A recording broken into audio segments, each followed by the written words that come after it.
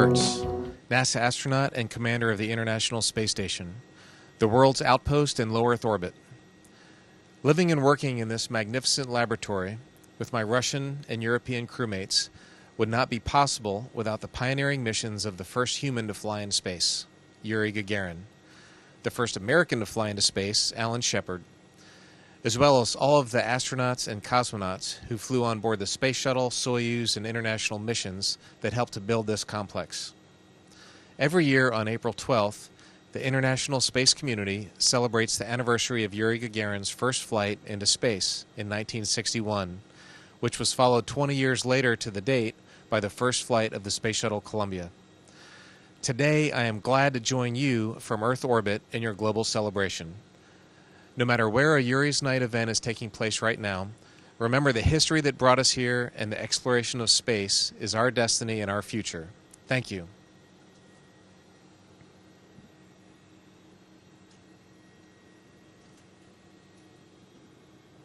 Pour commencer, en fait, la tradition depuis quelques années, c'est qu'à bord de la station internationale, il y a des messages qui sont enregistrés en vidéo. La station internationale est très connectée aujourd'hui, les astronautes ont leur compte Twitter, Facebook, il y a plein d'informations qui arrivent très rapidement et donc ont été mis en ligne vendredi 2 messages enregistrés à bord de la station, l'un du commandement de bord américain, Terry Girls, et l'autre de l'astronaute italienne qui séjourne actuellement jusqu'au mois de mai à bord de la station. Hello, ciao, bonjour, hello, and привет. I'm Samantha Cristoforetti, Italian ESA astronaut on board of the International Space Station, humanity's outpost in low Earth orbit. Living and working up here, weightless in space, constantly free-falling around our home planet, gives me a proud sense of following in the footsteps of humanity's first explorer of space, Yuri Gagarin.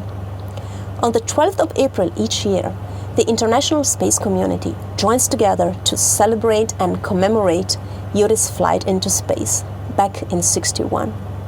Today, I am glad to join from above the globe your festive celebrations. No matter where your Yuri's Night event is taking place right now, remember the historic moment and keep in your minds and souls. Exploration of space is the destiny and the future of humanity. Enjoy and rock the planet. Donc Samantha, vous avez compris ce qu'elle a dit, qu'elle aborde la station. Elle parlait derrière le module Cupola qui a été fait par les Européens, qui a été principalement fait d'ailleurs en Italie. Et elle dit qu'elle était très heureuse de célébrer cette fête de Gagarin qui est célébrée dans le monde entier et de le faire au même moment où elle est dans l'espace. Et elle dit que l'espace, l'exploration spatiale humaine, c'est vraiment l'avenir de notre destinée humaine. Alors Samantha, je la connais très très bien parce qu'elle est l'une des 6 astronautes que j'ai recrutées en 2008. Elle faisait partie des 6 finalistes qui ont été sélectionnés sur un total de 8400 candidats en Europe. Donc c'est pour vous dire que 6 sur 8400, c'est vraiment les astronautes qu'on a choisis qui étaient vraiment le top du top de la crème de la crème. Et c'est vrai qu'elle parle le français, le russe, l'allemand, l'italien, qu'elle apprend le chinois et qu'elle est vraiment très intelligente et qu'elle travaille beaucoup. Je vais vous représenter nos invités, donc à commencer par Yves Gauthier, dont c'est l'actualité aujourd'hui, avec son livre Gagarin, une rêveuse de l'espace. Donc un livre qui était déjà sorti en 1998 chez Flammarion, qui a été très bien accueilli, qui a reçu le prix Audouin de Plus. Donc qui est un livre Yves vous le racontera, a été écrit après avoir découvert le rapport secret de Gagarin de 1961, juste après son vol. Et donc Yves est tombé amoureux littéralement de Gagarin et a fait ce livre formidable qui n'existait plus. Et Histoire d'espace fait partie des gens qui ont poussé Yves à le ressortir. Et donc grâce à nos amis de Ginkgo éditeurs, c'est aujourd'hui chose faite. Voilà, et Michel Tonini, donc astronaute français, 3e astronaute français, ancien patron des astronautes européens, qui a effectué 2 vols, un côté russe sur la station Mir en 1992 et un second vol en 1999 sur la navette spatiale Columbia. Et Michel nous rappelait qu'il ne fallait pas oublier l'anniversaire de la première sortie, la première marche dans l'espace, qui a été réalisé par Nicolas. C'est un piège. Nom, prénom, deuxième nom. Alexei Yakivovitch Leonov. Voilà, merci, bravo. Nicolas Pillet, un autre spécialiste de l'espace russe. Voilà, donc c'était il y a 50 ans, c'est un personnage toujours vaillant, que Michel connaît très très bien. Et donc on va regarder une petite vidéo de la sortie. Donc c'est des images couleurs, donc tu vois c'est rare couleur, voilà. Donc de la sortie de Leonov en 65, si tu veux commenter Michel. C'est la première sortie d'un homme en dehors de l'espace. Впервые в истории осуществлен выход человека из корабля в Première historique. космическое пространство. Donc dans cette sortie, il est passé par le vaisseau Soyouz ou Vostok, il est passé dans le module orbital, ils ont décompressé le module orbital pour en faire un sas et pour sortir à l'extérieur. Donc il avait une espèce de chaussette, comme un cylindre qui mesurait dans les 60 cm de diamètre, ce qui est quand même assez petit, compte tenu du fait que le scaphandre il est gonflé, il est assez important. Il est sorti la tête en avant, et il est resté attaché uniquement avec le cordon ombilical en restant assez proche de son vaisseau.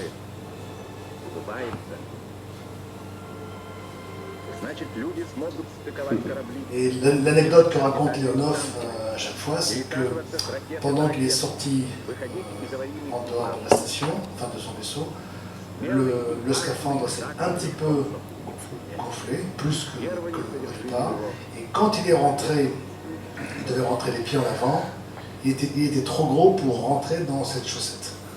Donc il a eu un problème, il a essayé les pieds en avant, ça n'a pas marché, donc il est ressorti, il a essayé la tête en avant, ça n'a pas marché, donc il est revenu, et en fait ils ont mis au point une méthode qu'ils ont découvert dans l'espace, c'est qu'il a dépressurisé son scaphandre un tout petit peu, et en dépressurisant, il est passé la tête la première, son scaphandre s'est un petit peu dégonflé, il est rentré. Il faut savoir que quand on dépressurise le scaphandre, le temps de vie à bord du scaphandre est quand même très limité. Donc il avait quelque chose comme un quart d'heure pour faire son action de rentrer dans son sas. Voilà, donc ça c'était donc le 18 mars 1965, donc il y a 50 ans et quelques jours.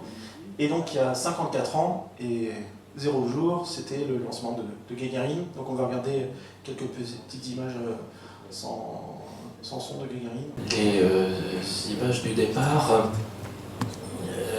sont toutes doublées parce qu'il y a deux archives existantes. La consigne officielle était de ne pas filmer au départ. Mais Korolev,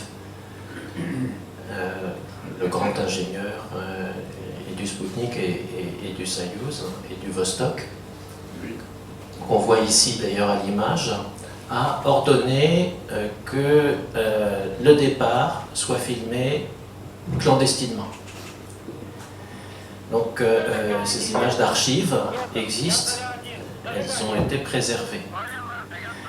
Et en même temps, après le vol, une fois que le vol s'est révélé réussi, officiellement, on a rejoué en quelque sorte le tir, on a rejoué le départ, on a rejoué la scène.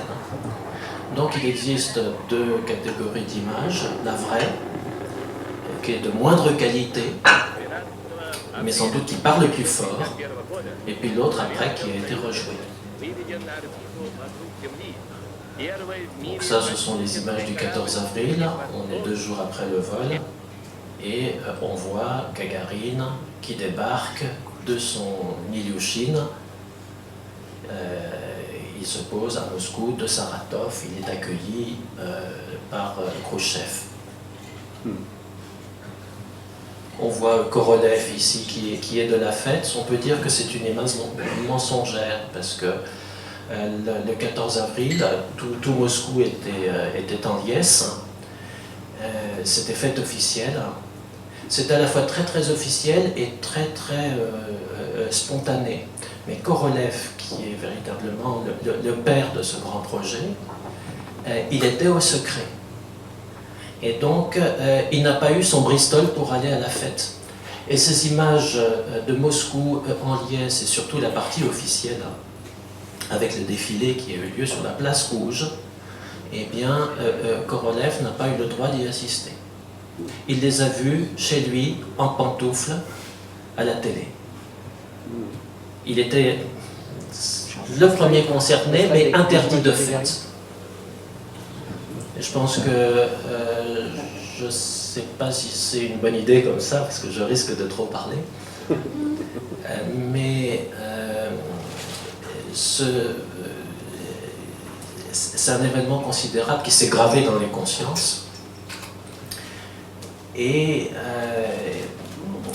c'était très très spontané comme joie populaire. Les gens descendaient dans la rue, ils déployaient des draps sur lesquels ils avaient écrit ou peint à la peinture des slogans qui étaient merci, vivement Mars, parce que dans la tête des gens, l'étape d'après, c'était Mars, et c'était une grande fête populaire. Et fête populaire et fête particulière, parce que c'était l'Union soviétique, et que la pratique, c'était la grande scénographie d'État. Or là, rien n'était scénographié. C'était le peuple de Moscou qui laissait éclater sa joie. Et c'est resté comme un grand chapitre de fierté. Et quand on regarde les images d'archives, ça paraît assez incroyable. On voit d'une part le cortège officiel, mais d'autre part, de fait, le peuple de Moscou, des fleurs qui volent dans tous les sens. On voit la foule qui s'empare d'un gamin et qui le jette en l'air. Et qui le jette en l'air.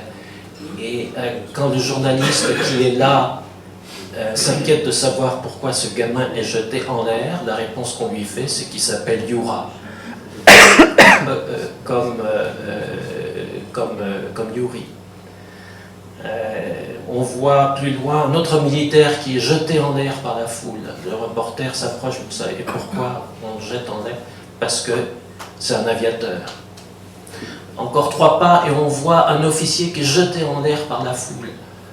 Et le reporter s'approche, et pourquoi est-ce qu'il est jeté en l'air par la foule? Parce qu'il est major, comme Gagarine à son retour. Il a été promu major à son retour sur Terre. Donc un grand élan de fierté populaire.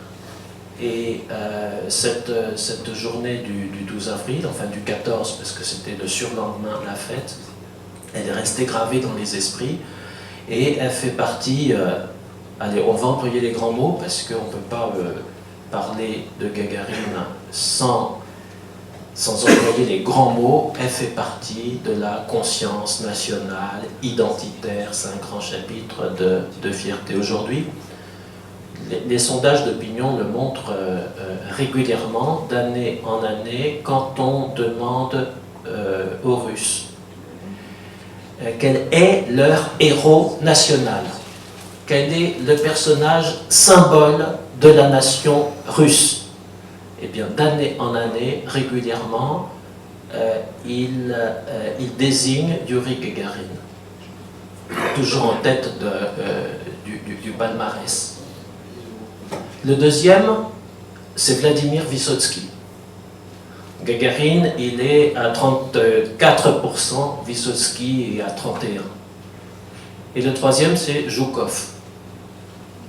Et finalement, on a là une troïka qui, à elle seule, résume assez bien l'esprit russe. Gagarine, le cosmonaute, Vysotsky, le poète, et Zhukov, le chef de guerre, qui est aussi tout un symbole, parce que c'est lui qui a reçu la capitulation de l'Allemagne hitlérienne dans la nuit du 8 au 9 mai. Donc vous voyez, le cosmos, la poésie, et puis les valeurs héritées de Stalingrad, un petit peu tout ça. Et de ce point de vue-là, Gagarine est un personnage formidablement important. C'est important pour la conquête de l'espace, mais c'est important pour toute la nation. Si j'osais, je dirais, vous ne vous imaginez pas à quel point. Il y a quelques petites années de cela, les Russes, officiellement, se sont demandé quelle fête nationale donner à leur pays. Parce que, bon, ils ont hésité. À l'époque soviétique, c'était la révolution d'octobre, donc le 7 novembre.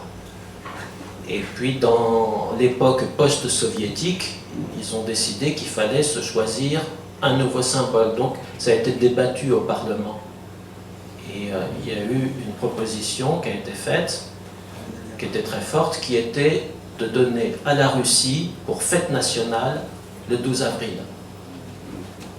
Date anniversaire du vol historique de Yuri Gagarin. Et la proposition a été déclinée parce qu'on a compris que le 12 avril avait déjà un statut international, donc c'était pas assez russe, c'était trop universel. Et ils sont revenus là-dessus, et c'est pour ça qu'ils ont jeté leur dévolu sur la date du 4 novembre, qui est une référence historique tout à fait différente. On n'est pas là pour en parler. Donc, quelque chose de très fort.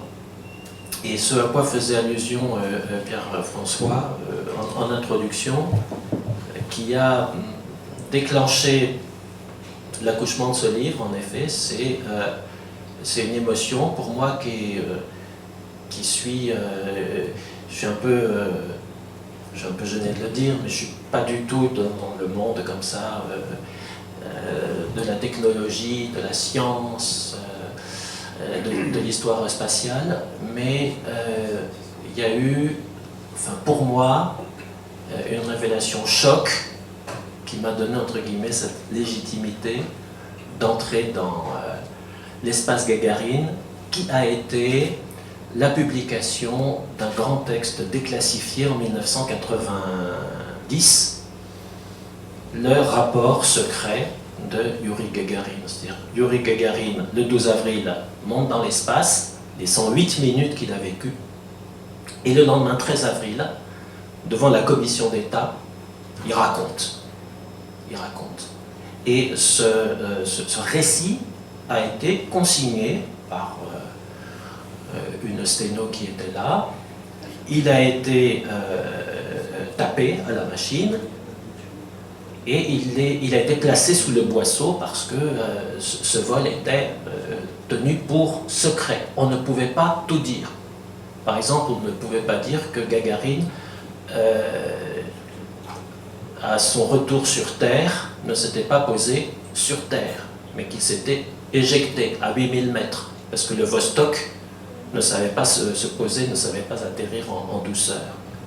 Donc ça, il y avait tout un protocole d'homologation, n'est-ce pas, du vol, qui faisait que si le voyageur de l'espace finissait sa course en parachute, le vol ne pouvait pas être homologué. Il y avait tout un protocole statutaire, réglementaire qui empêchait cela. Et la nouvelle a été tenue secrète. Bon, et le reste aussi à l'avenant, parce qu'il s'est passé plein de contretemps, voire d'incidents, certains graves, pendant le vol de Yuri Gagarin. Alors pour commencer, il y a eu le problème de fermeture de la trappe avant le top, puisque l'un des contacts ne s'est pas fait. Et puis il y a eu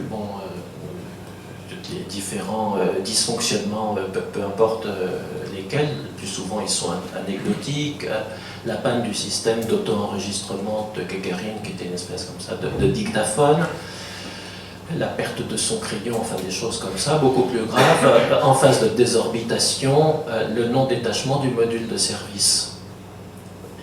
C'était plus grave parce que ça alourdissait le Vostok et ça faisait de lui une casserole difficilement gouvernable, et la trajectoire du retour à terre n'était plus celle programmée. Donc il pouvait se poser un petit peu n'importe où. Et puis finalement, le détachement s'est produit. Le retour à terre ne s'est pas fait là où c'était prévu, mais il s'est fait sur la Volga. Et puis, dernier et fâcheux incident, l'un de ces parachutes ne s'est pas déployé à temps, le dorsal.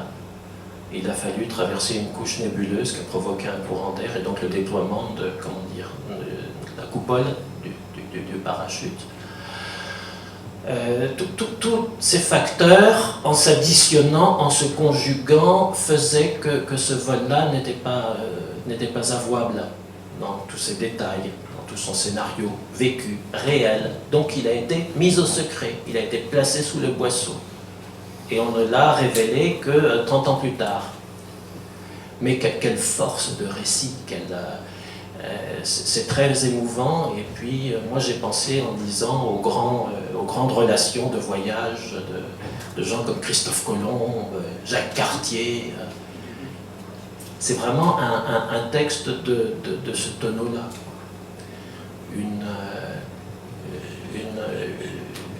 Une impression extrêmement forte. Peut-être que je parle trop. Peut-être Michel. Non, moi, j'écoute déjà plein de choses. Je savais que le vol de Gagarine était un vol compliqué. Je savais qu'il avait sauté en parachute et non pas posé comme nous. Nous, on se pose directement dans la capsule, mais à l'époque, il n'y avait pas les 6 moteurs d'atterrissage doux, donc il fallait faire une éjection. Et je savais que c'était quand même compliqué parce que c'était déjà plein d'émotions pour aller dans l'espace et il fallait que le gars reste suffisamment éveillé pour penser à s'éjecter à 8000 mètres et se poser en parachute. Alors j'ignorais que le parachute dorsal ne s'était pas ouvert et je pense qu'à l'époque ils n'avaient pas un dorsal et un ventral, donc c'est une mission qui en fait une mission vraiment périlleuse. Et c'est vrai aussi que pour les Russes, c'est vrai que c'est l'honneur de leur pays. Indépendamment de la politique, indépendamment de tout, indépendamment même des problèmes qu'ils ont aujourd'hui au niveau économique et politique, on ne pourra jamais leur enlever que le premier être humain qui était dans l'espace était un Russe ou un Soviétique et que ça restera comme ça dans un siècle, dans 3 siècles, après nos futurs grands projets que nous ferons sur Mars ou sur la Lune. Celui qui a défriché le terrain, c'était quand même Gagarine, ça reste un Russe, et ça c'est quand même la grande fierté russe. Jusqu'à aujourd'hui, les traditions de Gagarine sont respectées, donc on utilise le même itinéraire, les mêmes procédures que lui. C'est un hommage, chaque vol est un petit peu un hommage à Gagarine. Avant le vol, on va dans le bureau de Gagarine pour signer des papiers, comme si c'était lui qui partait en vol. Ensuite, on va à sa tombe mettre des fleurs. Quand on revient, il y a le monument Gagarine où on pose des fleurs qui se trouve à la Cité des Étoiles. Et donc c'est un hommage à Gagarine. Moi j'ai eu la chance de vivre 4 ans à Moscou dans le bâtiment des cosmonautes. Et là j'étais avec la famille restante de Gagarine, donc l'épouse et les 2 enfants que j'ai vu grandir. Et quelle est une famille qui était extrêmement simple, humble, à l'image de Gagarine d'ailleurs. Et moi je suis allé aussi à l'endroit où il s'est tué, en avion de chasse, où les Russes vous montrent les arbres qui ont été coupés, pisotés par le crash de l'avion quand il s'est posé. Donc c'est tout un truc à ce Gagarine. Alors je vais vous raconter une anecdote d'ailleurs, que je vous ai racontée à midi. C'est une anecdote qui est... Gagarine est décédé, qui était le numéro 1. Le numéro 2 était German Titov. C'était aussi un cosmonaute qui aurait voulu partir en premier. Enfin, il y a un choix qui a été fait au dernier moment. Peut-être que vous nous expliquerez pourquoi Gagarine a été choisi plutôt que Titov. Titov était quelqu'un de remarquable parce qu'il avait un regard perçant, il avait une couleur dans les yeux, des yeux extrêmement clairs, extrêmement beaux. Et un jour, on rentrait de Baïkonour vers l'aérodrome de Baïkonour pour repartir sur Moscou.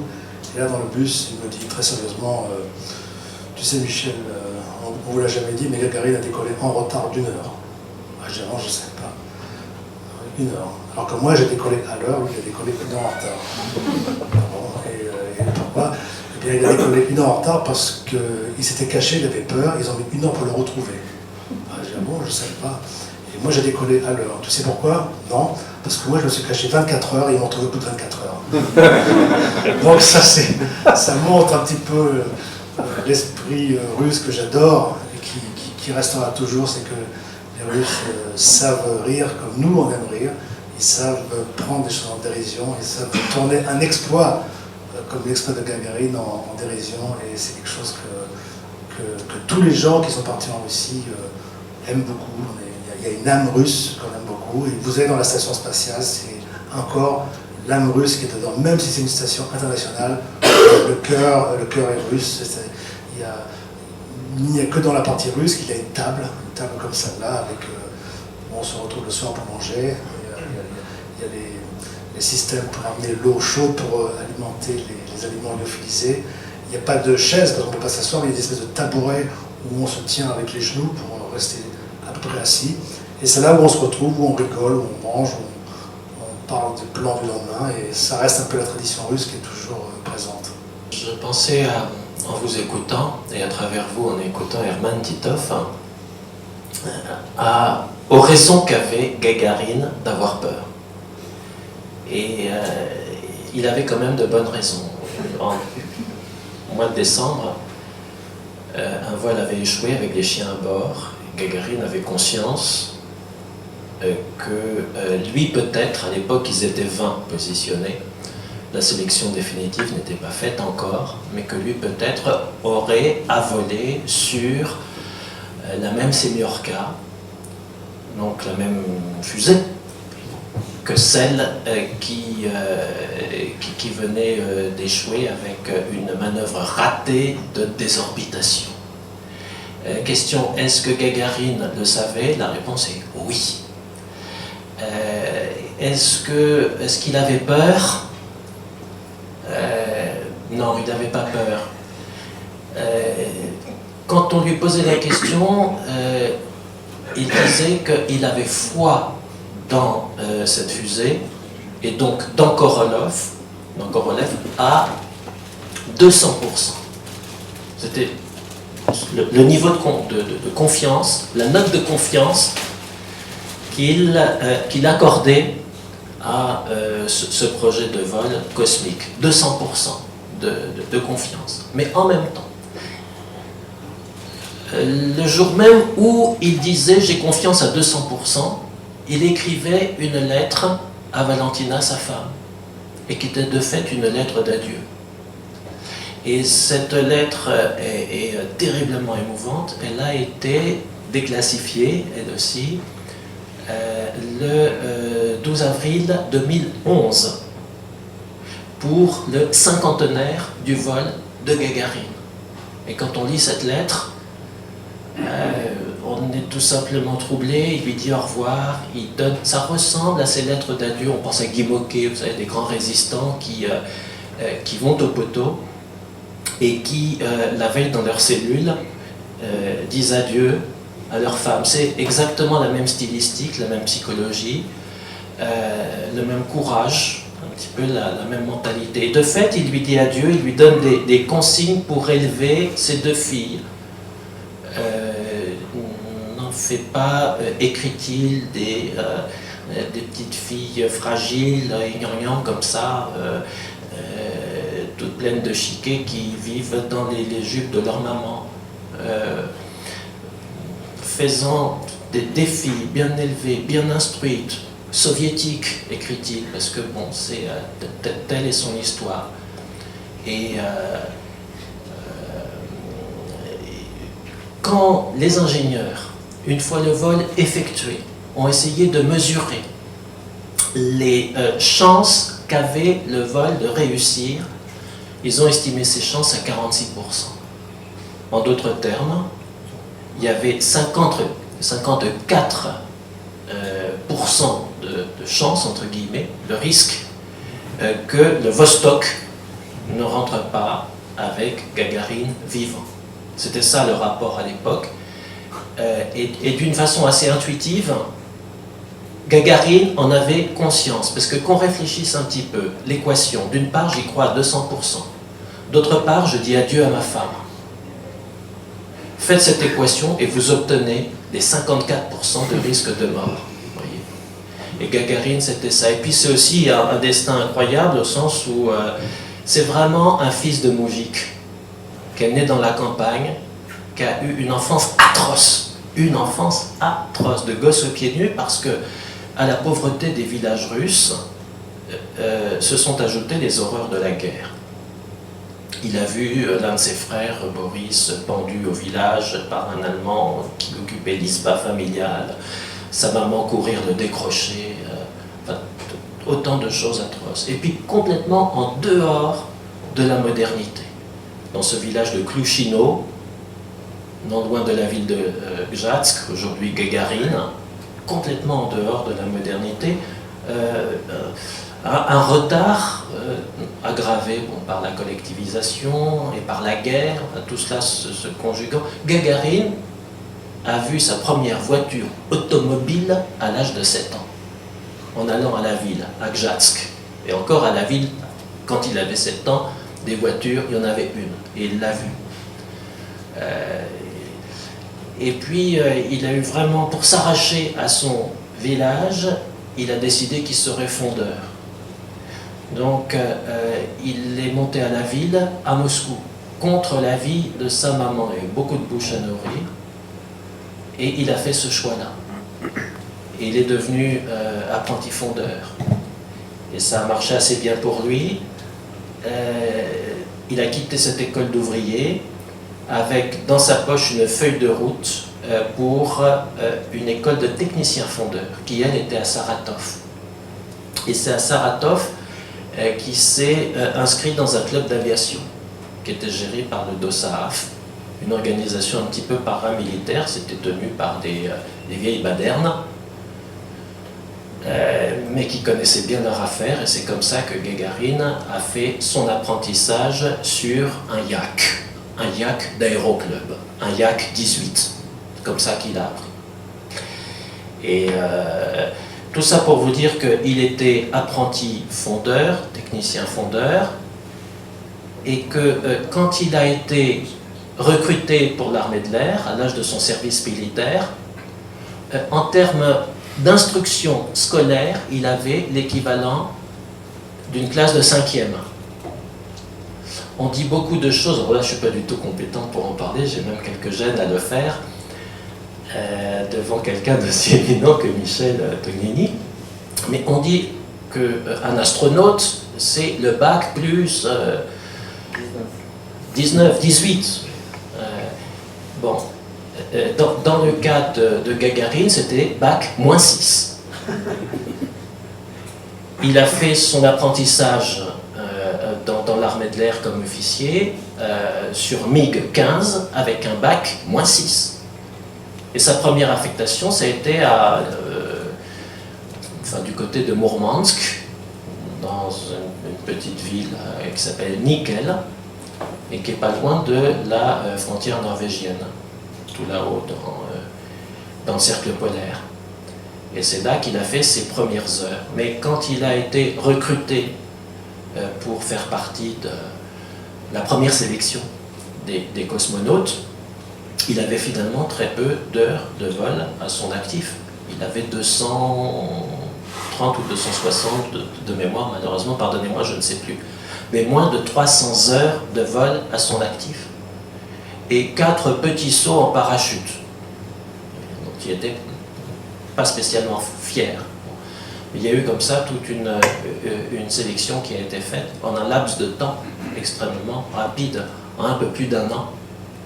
Il a fallu écumer comme ça la Russie pour trouver des volontaires qui participent à ce programme, cette grande aventure. Et on leur disait les choses à mots couverts. On ne leur disait pas on va envoyer quelqu'un dans l'espace, est-ce que c'est oui ou est-ce que c'est non? On disait on va conduire, on va piloter une machine, ce sera mieux qu'un MiG 15, ça ira beaucoup plus haut.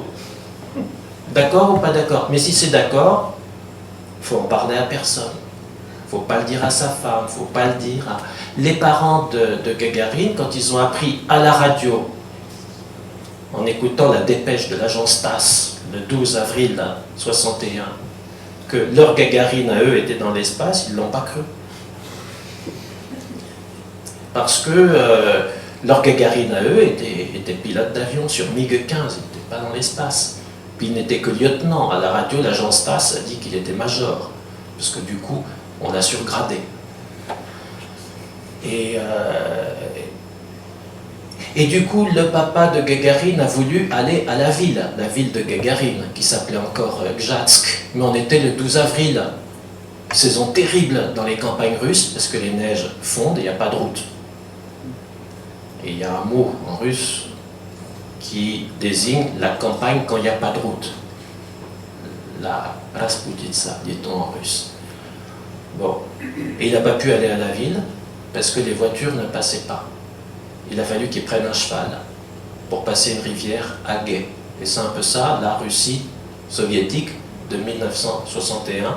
On envoie le premier homme dans l'espace, mais le papa de ce premier homme, pour aller à la ville, il doit prendre un vieux cheval parce que les voitures ne passent pas. C'est un contraste, mais qui est à l'image du pays. Mais arrêtez-moi parce que je parle trop.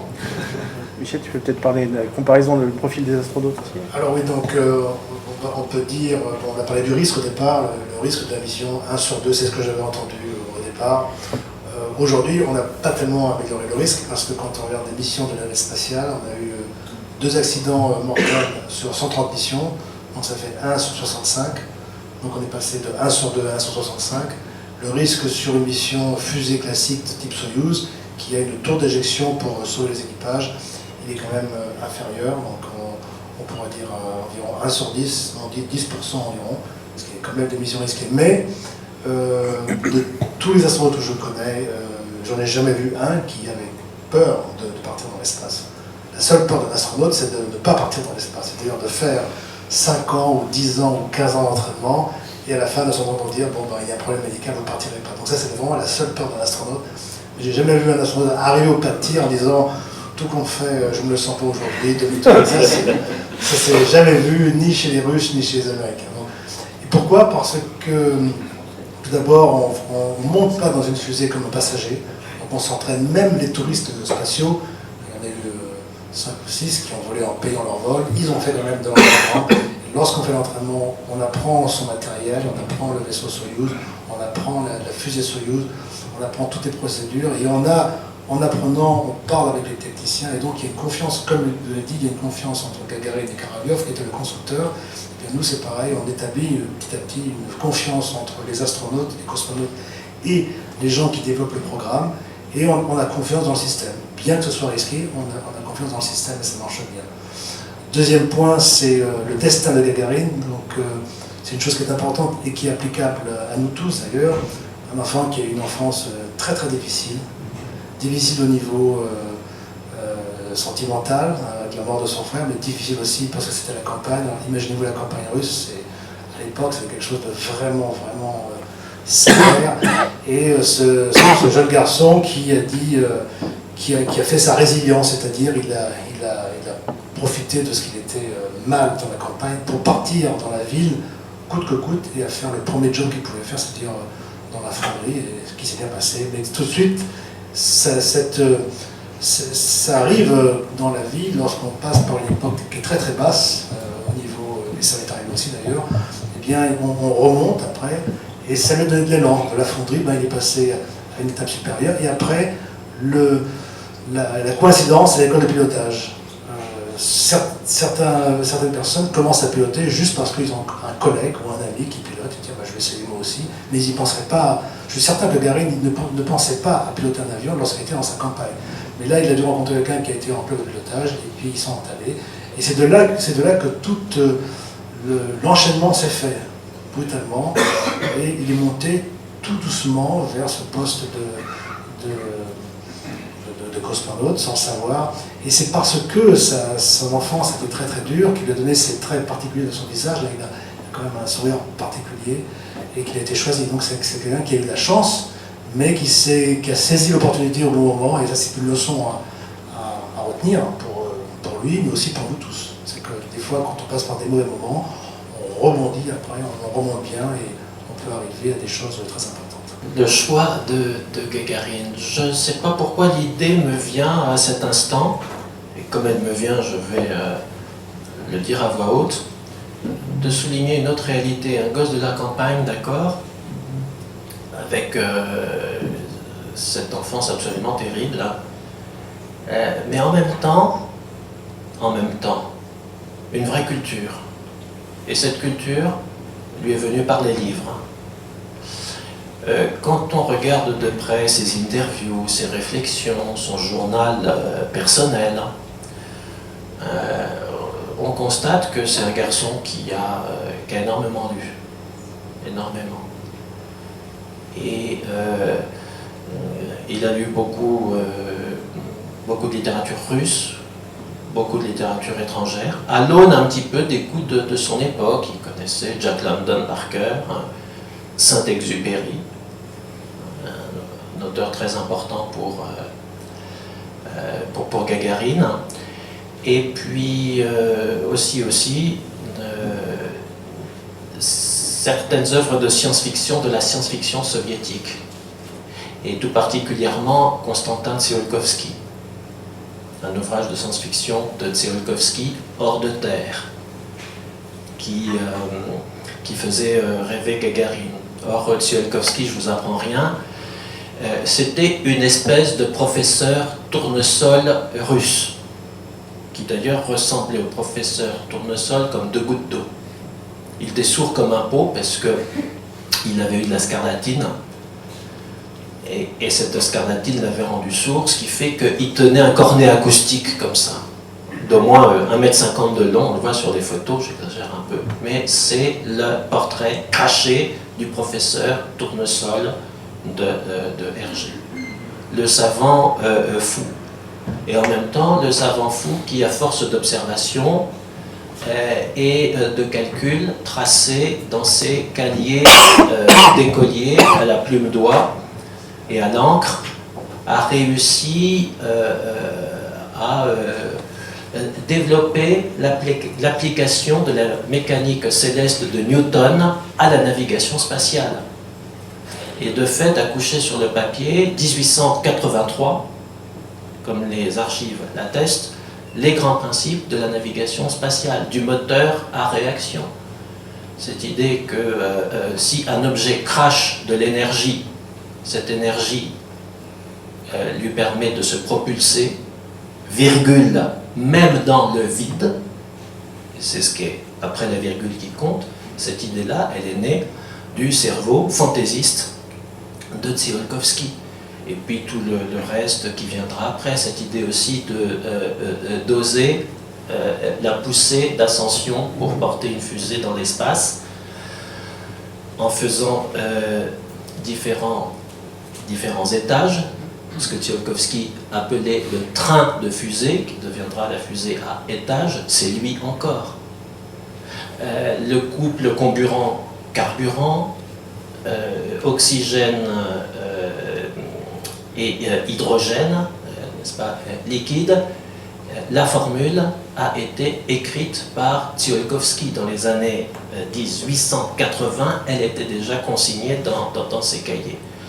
Et puis il a fait donc aussi, parallèlement à ses recherches scientifiques, des bouquins de science-fiction. Et le jeune Gagarine, qui est né l'année de la mort de Tsiolkovsky, 1934, était imprégné de ces lectures-là. Et il y avait de fait, on peut difficilement dire que c'est ça qui a présidé à sa vocation de cosmonaute, mais enfin, ça faisait partie de l'air qu'il respirait, cette passion des étoiles. Et quelque part aussi, ça fait partie de la culture populaire russe. Il y a un écrivain russe, Dostoïevski, qui fait dire à un de ses personnages, dans Les Frères Karamazov, une phrase finalement qui est très gagarinienne. Il fait dire à ce personnage, donnez une carte des étoiles à n'importe quel gosse des campagnes de Russie, il vous la rendra revue et corrigée. Dostoïevski disant que les Russes aiment tellement les étoiles qu'ils les connaissent très bien.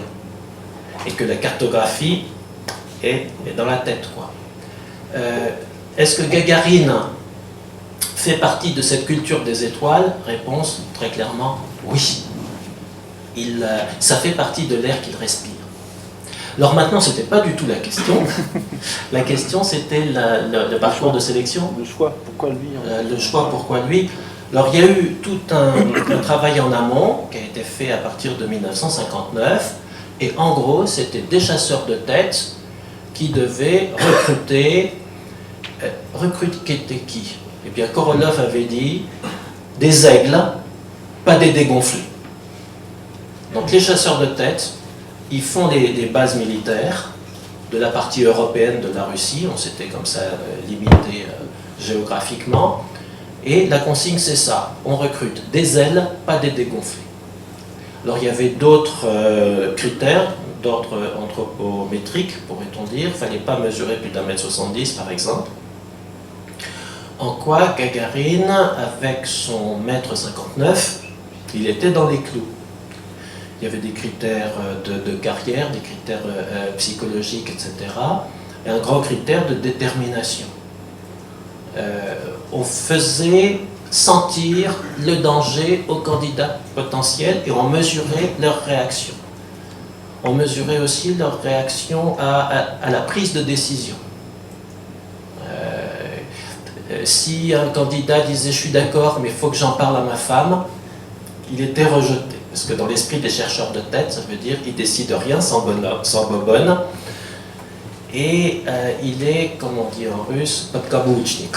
Il est sous le talon de madame, pas un beau cosmonaute.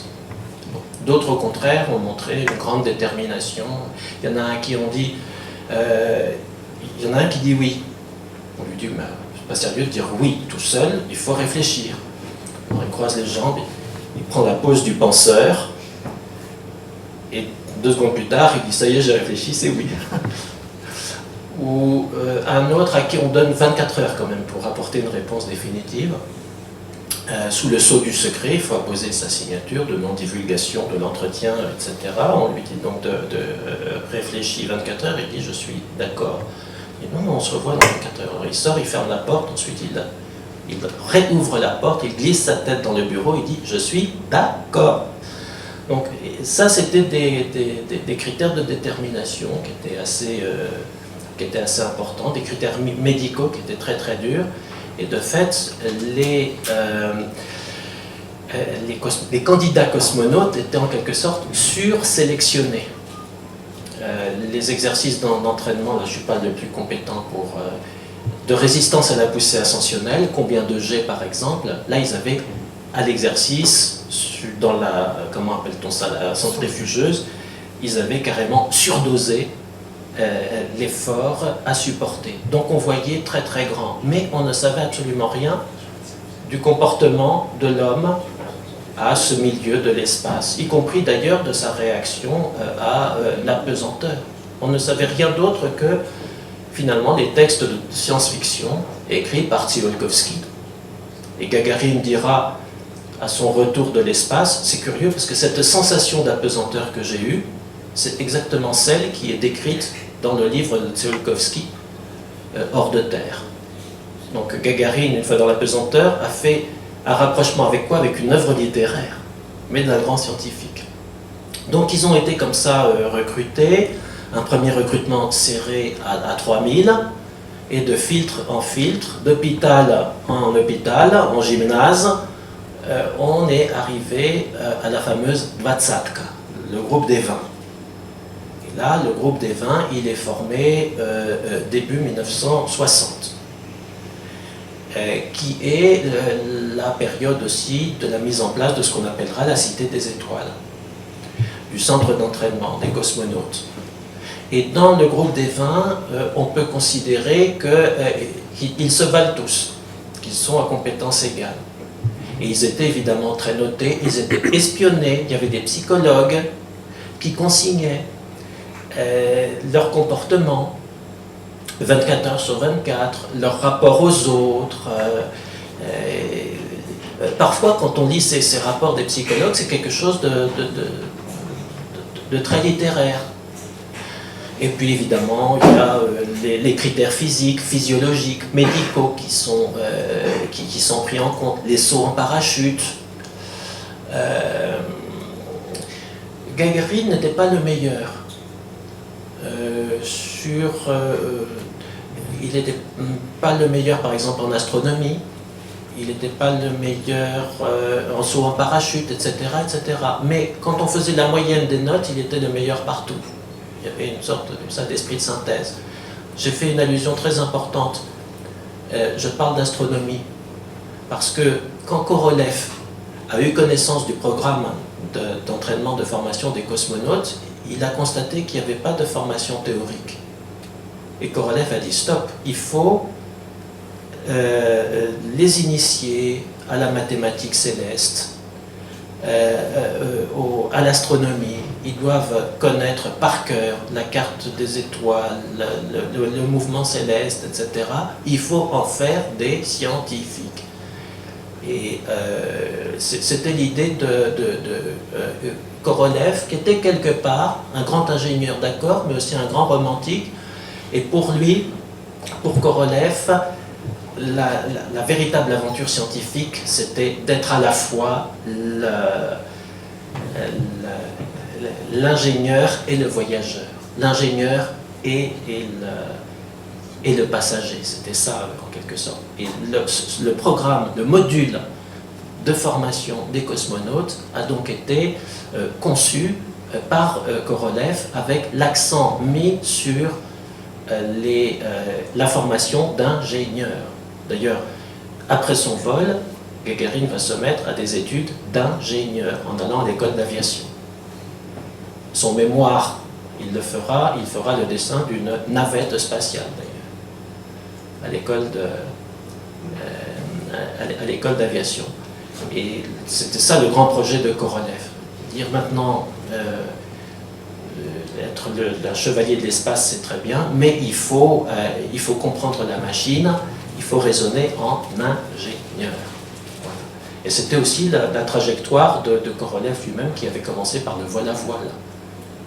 Et son premier vol à voile c'est une machine qu'il avait construite lui-même, qu'il était allé tester dans les années 20 en Crimée, à Koktebel. Il avait fait un vol à voile autonome de plus de 4 heures, dans une machine dessinée et construite par lui. Donc le cosmonaute ingénieur, c'était ça dans l'esprit de Korolev. Et puis au bout de la course, on s'est demandé qui. Et il y avait un certain nombre de candidatures qui étaient avancées, dont 2 principalement, celle de Titov et celle de Gagarin. Et là, les autorités ont longtemps tergiversé. Tant et si bien qu'on est allé chercher au Kremlin le blanc-seing de Khrouchtchev lui-même, qui devait trancher. Khrouchtchev a trouvé très bien, et Gagarin et Titov, mais les politiques, dit-on, c'était la thèse de Titov lui-même, ont tiqué sur 2 choses concernant Titov.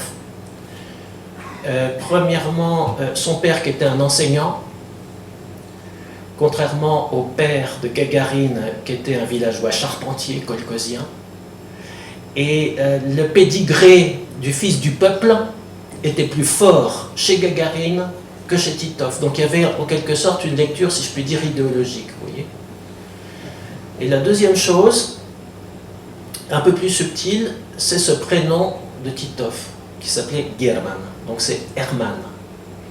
Et pourquoi ce prénom? Tout simplement parce que son papa, qui était, c'est vrai, un enseignant, était imbu de littérature, il adorait Pouchkine.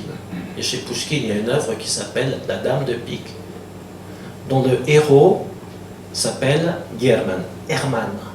Raison pour laquelle il a prénommé son fils Hermann, en hommage à Pouchkine. Mais comme Hermann a une consonance germanique, eh bien, au moment du choix final, cette consonance s'est révélée fatidique. Yuri, Yura, Yurasha, Yurachka. C'est quand même plus russe que German. Et d'une façon assez, finalement, diabolique, Pouchkine, qui a écrit La Dame de Pique, et la Dame de Pique, c'est quoi? C'est l'allégorie du destin, va frapper une deuxième fois en éliminant German Titov du choix final, puisque le choix final sera arrêté sur Gagarin. Donc on est dans une matière finalement complètement subjective et qui n'a rien à voir avec les paramètres objectivement requis par les conditions d'un vol cosmique, mais enfin c'est comme ça. Michel, peut-être la sélection de 2009, 2008 ? Alors, il y avait une autre histoire sur la sélection, mais je ne sais pas si elle est vraie, c'est que dans le groupe des 20, ou dans les groupes des derniers, on voulait tester l'honnêteté des cosmonautes qui partaient en vol. C'était très important d'être honnête, et ils se sont concertés pour faire un test, pour vérifier vraiment ce qu'était monteur et pas monteur. Et quelques semaines avant le décollage, ils ont fait un repas avec un produit qui était mauvais, et tout le monde devait être malade, un petit peu malade. Et le lendemain, personne n'a dit qu'ils étaient malades, parce que personne ne pouvait avouer qu'ils allaient être malades pour rester en course, donc personne ne disait rien. Mais il y en a un qui a avoué qu'il était malade, c'était Gagarin. Alors je ne sais pas si l'histoire est vraie ou si c'est de la fiction. Pour revenir à Tsiolkovsky, c'est vrai que c'était vraiment l'inventeur des rêves de l'espace, et c'est notamment lui qui a écrit la phrase qui est importante encore aujourd'hui. Nous sommes nés sur Terre, la Terre est le berceau de l'homme, mais on n'est pas forcé de rester toute sa vie dans un berceau. Donc cette phrase va nous porter un petit peu sur nos choix de l'avenir. Pour la sélection de Gagarine à l'époque, c'est vrai qu'elle a été faite principalement sur des critères physiques. Ça ressemble beaucoup à ce qu'on voit dans le film The Right Stuff. Je ne sais pas si c'est le film ou le livre. C'est donc un petit peu atroce, un petit peu surabondant par rapport aux besoins d'un vol. Aujourd'hui, c'est quand même différent. Moi-même, ma sélection était quand même beaucoup plus souple. On passe plus à la centrifugeuse, par exemple. D'abord, ça coûte trop cher. Puis en plus, c'est pas un critère décisif. On s'entraîne de façon modérée.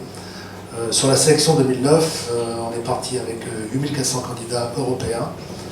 À chacun des candidats, on avait demandé d'avoir au moins un certificat médical d'aptitude à piloter un avion. Donc c'était quand même des gens qui avaient quand même une santé vérifiée par un médecin aéronautique. Et ensuite, sinon, on aurait eu 20 000 candidats. On voulait éviter les gens qui avaient des problèmes médicaux. Et sur les 8400, on a commencé à faire des tests sur dossier pour vérifier que les gens avaient quand même étudié minimum Bac plus 5, non pas Bac moins 5, mais Bac plus 5, donc avoir un doctorat, ou ceux qui étaient docteurs qui avaient pratiqué 3 ans dans un laboratoire.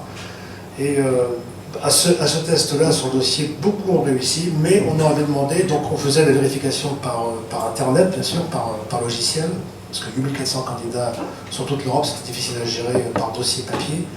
Mais ce qu'on avait demandé, c'était à chacun des candidats d'écrire 3 textes. Et c'était des textes qui devaient remplir, qui devaient répondre à des questions. Premièrement, qu'ils se décrivent eux-mêmes. Deuxièmement, qu'ils disent à quoi sert l'être humain dans l'espace. Troisièmement, comment ils voyaient l'avenir de l'être humain dans l'espace. Donc 3 textes principaux qu'il fallait décrire en 15 lignes.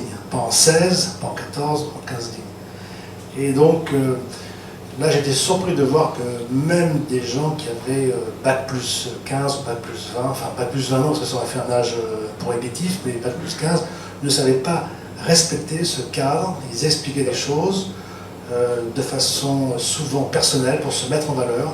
Et donc là, il y a eu beaucoup d'éliminations qu'on n'a pas pu faire par les examens sur ordinateur, mais qu'on a dû faire en lisant les textes nous-mêmes. Donc la sélection, elle a dû être faite manuellement entre les 2000 candidats qu'on avait sélectionnés par ordinateur, par logiciel, et les 1000 restants. Et sur les 1000 restants, on est passé par des tests, dont 3 tests qui étaient vraiment les plus durs, qui étaient les tests psychologiques. Donc les premiers tests sont des tests psychomoteurs que l'on fait à Hambourg, dans une école qui a des appareils de mesure de réactivité psychomotrice. Et là, donc, il y a eu beaucoup d'éliminations, on est arrivé de 1000 jusqu'à 200, je crois, et ensuite on a eu des tests psychologiques individuels et en groupe. Et encore une fois, c'était des tests qui étaient importants, parce qu'il y a des gens qui étaient bien psychologiquement ou qui étaient super intelligents, mais mis en groupe. Quand vous prenez quelqu'un qui est extrêmement fort en groupe, ça peut casser un petit peu l'homogénéité du groupe. Donc on n'a pas besoin de gens très forts, mais comme vous l'avez dit tout à l'heure, des gens qui soient un petit peu dans la moyenne globale. Et après on est passé aux tests, sur les 50 derniers, sur les tests physiques, médicaux, qui sont les plus chers parce qu'ils durent 1 semaine. Et après les interviews sur les 20 derniers que j'ai organisés. Et puis après les 10 derniers et après les 6 derniers. Donc on a pris 6 personnes sur la fin. Et c'est une chose qui est importante, c'est que comme de l'époque de Gagarin, vous avez dit, il n'était pas le meilleur en astronomie, il n'était pas le meilleur là, mais si on faisait la somme globale, il était très bon, il était au-dessus du lot. Et bien aujourd'hui encore, les astronautes sont recrutés non pas pour avoir un domaine d'excellence, mais que sur l'ensemble des domaines, ils soient bons, voire très bons. C'est-à-dire très bons, si on peut, excellents, mais il faut qu'ils soient aussi bien bons comme communicateurs, comme mathématiciens, comme scientifiques, comme réparateur, comme plombier, comme peintre. Il faut qu'ils sachent faire un petit peu tout de la façon la mieux possible. Et on prendra le meilleur à ce niveau-là, non pas celui qui est le meilleur en cardiologie ou en astronomie. Donc ça, c'est un phénomène qui reste encore aujourd'hui. J'apprends avec joie que je suis capable de devenir cosmonaute parce que je me vois capable d'écrire 15 lignes. Bien, voilà, après un parcours personnel en zigzag, j'ai fini par me retrouver à un âge assez avancé, à 37 ans, au CNES, où j'ai fait les 25 dernières années de ma carrière. L'histoire de ce livre commence peut-être le 19 décembre 1996, où je reçois un coup de téléphone de l'ambassade qui me dit, je m'occupe d'éducation au CNES, on a un enseignant jeune de Russie qui sont là, qui aimerait vous voir. Est-ce qu'on peut passer au voir? Le lendemain, ok. Et à 11h du matin, l'accueil du CNES me dit, M. Vignolet, la délégation russe est là. Je dis, bon, il me dit, ben, ils sont 8. Donc il y avait le premier secrétaire de l'ambassade, il y avait deux enseignants, 3 jeunes d'une quinzaine d'années et un caméraman de télévision qui, dès qu'on a trouvé une salle, on est rentré et a commencé à filmer. Alors j'ai mis ma ceinture de sécurité, puis j'ai dit, je vous écoute. Et un quart d'heure après, j'avais compris qu'il voulait, en hommage au premier Spoutnik, faire un modèle réduit du Spoutnik, fait par des collégiens de 15 ans, du Caucase, de Nalchik. Et comme il savait qu'en France, on avait des bons clubs de fusées, des bons clubs expérimentaux, il voulait que cette commémoration soit internationale. Nous, on nous l'idée, puis on a dit d'accord, et on a trouvé un collège à La Réunion. Bon, j'en avais trouvé un autre aussi près de Toulouse, mais ils étaient un petit peu vieux, qui avait un radio-club et qui était déjà entré en communication avec la station MIR quand ils avaient 12 ans ou 13 ans, au début de leur collège. Là, ils étaient en 3e. Le principal a dit « Ok, on peut y aller, les profs ont dit « Ok ». Et 2 mois après, on signait les accords pour faire ce qui allait devenir Spoutnik 40 ans, le premier modèle réduit spatial fonctionnel qui a été lancé à la main depuis la station Mir par le cosmonaute Pavel Vinogradov. Alors Vinogradov, c'est un ingénieur, c'est pas un pilote au départ. Il a fait 3 vols. Son premier vol a été un vol de 6 mois. D'ailleurs, il a fait 3 vols qui ont été chacun de 6 mois au cours de sa carrière. Le 3e, c'était il y a 2 ans. Et bien sûr, ça a été son premier contact avec La Réunion. Après le succès du Spoutnik 40 ans, il est venu à l'île de La Réunion avec un des compagnons de Korolev qui s'appelait Vladimir Siromietnikov, qui est devenu aussi un ami au cours de ma carrière. Siromietnikov était entre autres l'inventeur du système APAS. Il avait organisé en 1975 la poignée de main d'orbite entre Américains et Soviétiques. Donc on s'est retrouvés comme ça. Quelques années plus tard, Vinogradov a refait un vol à bord de la station spatiale et en passant au-dessus de l'île de La Réunion, il nous a fait sur la fréquence de moteur un grand bonjour à La Réunion à 6h du matin, qui a surpris un petit peu tout le monde. Et puis, notre ami Vladimir Siromietnikov est mort. La ville de Saint-Denis de La Réunion a décidé de donner son nom à une place et de construire un monument qui est une réplique du système d'amarrage inventé par Siromietnikov, parce que c'est un petit peu comme quand on fait pour les ravitaillements en vol. Je dis ça va vite, et puis on a besoin quand même de précision millimétrique pour ajuster les connexions et les tuyaux. C'est pas facile, donc il y a un cône pour ajuster. Et souvent dans le système, on a un cône mâle, un cône femelle. Et si on prenait ce système classique entre Américains et Soviétiques, qui avait la partie mâle, qui avait la partie femelle, c'est un problème psychopolitique totalement insoluble. Donc Siromietnikov a inventé un truc avec des pétales, 3 pétales d'un côté, 3 pétales de l'autre, trapézoïdaux. Donc il y a du jeu quand on arrive, puis quand on s'enfonce, ça cale au millimètre, c'est bon, et tout le monde était content. Donc on a, vous l'avez dans le livre, un monument comment? Apas. Oui, Apas. On a voilà, un monument dans une des plus grandes avenues de la ville de Saint-Denis de la Réunion, en hommage à Siromietnikov. Puis c'est bien, je veux dire, la Réunion, Siromietnikov réunissait les engins spatiaux, les peuples, les hommes et les femmes, enfin tout le monde. C'était un spécialiste de l'amarrage. C'est un bon cuisinier. Et un bon cuisinier. Voilà. Alors, il a eu d'ailleurs pour ce truc le prix Lénine, qui était une espèce de prix Nobel de la technologie. Après l'effondrement de l'Union soviétique et la reprise par la Russie, et le projet de station spatiale, il y a eu le projet d'amarrage de la navette américaine sur la station Mir, et Siromietnikov a travaillé 1 an chez Rockwell en Californie, et après le succès du projet, il a été nommé American Engineer of the Year, ce qui est pas mal. Bon, et puis ici, on est là aussi pour dire quelques petits secrets. Il y a le vaisseau spatial de transport européen, le Jules Verne, enfin toute la série. L'ATV, qui a un système d'amarrage qui a été dessiné au Muro par des ingénieurs de ADS, etc. Mais tous les 2 mois ou 3 mois, Vladimir et son équipe débarquaient à Paris pour aller tenir la main des dessinateurs, des gens des Mureaux. Ah, ils ont carrément pris le système russe. Ils ont pris le système russe. Ils n'ont pas cherché à copier. Ils ont carrément pris le même système qu'ils ont adapté à la TV. Voilà. Donc, oui, alors, Vladimir Siromietnikov a participé à tous les lancements. C'est le spécialiste, c'était le spécialiste mondial de l'amarrage. Et en plus, il nous faisait passer, en plus, il venait à la Cité des Étoiles quand on apprenait le système d'amarrage pour nous faire passer les examens et pour nous expliquer tous les combines sur le système d'amarrage. Donc c'était un gars qui était vraiment dédié sur toute la chaîne de conceveurs et aussi opérateurs. Voilà, donc il est Vladimir. On s'est rencontrés par hasard pour des histoires de voiliers solaires.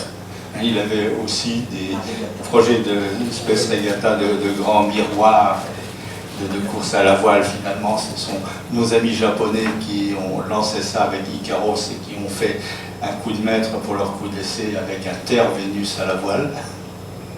Maintenant, tout le monde fait des voiliers solaires. Il y a 1980, on disait, mais attendez, c'est possible ce truc-là. Et puis vers l'an 2000, on disait oui, c'est sans doute possible, mais quand est-ce que ça va se faire? Et puis il y a 5 ans, ça s'est finalement fait. Alors Vladimir Siromietnikov est venu 5 fois à l'île de la Réunion, et bien sûr, quand on a eu la proposition de faire le réduit de Spoutnik, ah oui, je vous rajoute, une brillante élève ingénieur en 1956, Bourman, etc. Quand il a eu son diplôme, il y a un de ses voisins qui lui dit « J'ai peut-être un petit boulot pour toi, viens avec moi demain ». Le lendemain, il se retrouve dans le bureau d'un gars qui dit « Je m'appelle Sergei Korolev, je suis en train de faire le premier satellite artificiel de la Terre, voulez-vous faire partie de mon équipe ?» Comme premier boulot, c'est pas mal. Donc, ce qui explique que la ville a tenu à lui rendre hommage, et toute l'île de la Réunion, pour avoir mis notre région en orbite. Sputnik 40 ans. Vladimir est mort il y a près de 10 ans maintenant, et ses enfants sont venus pour l'inauguration du monument il y a 2 ans et demi.